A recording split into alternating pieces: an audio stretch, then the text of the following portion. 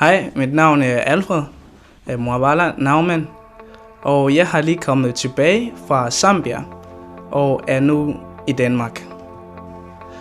Jeg var nemlig i Zambia på grund af 2 årsager. Jeg var der for at starte et projekt, der hedder VOTS, Voice of the Silence. Det her projekt, det er noget mig og min gode ven, der hedder Anders Søbjerg, der har fundet på det. En anden årsag, det var der for at bygge et hjemmestudio, M5 studio, hvor de her børn kan få lov til at producere musik og video. På mit ophold i Zambia har jeg været rundt og undersøgt, om at det er et problem med det her forældreløse børn. Ja, det er et problem.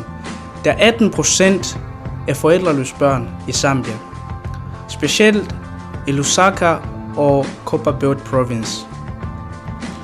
Målet med det her projekt er at nå så langt ud som muligt til de her børn, så du kan være med til at udvide det.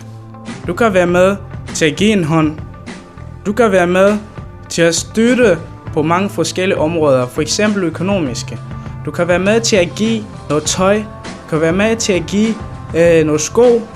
Du kan være med til at give alt det, du har på hjertet. Vi har nu fået lidt hjælp, og vi har fået noget fodboldtøj fra for eksempel Efterskole Kildevæld her i Kolding, som har givet op til 7 store taske fyldt med fodboldtøj.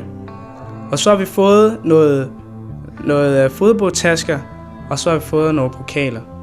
Vi regner med, at også dig, du vil være med til at gøre en kæmpe forskel i Zambia eller i resten af Afrika. Tak for, at du vil lytte til mig, og jeg ønsker dig det allerbedste.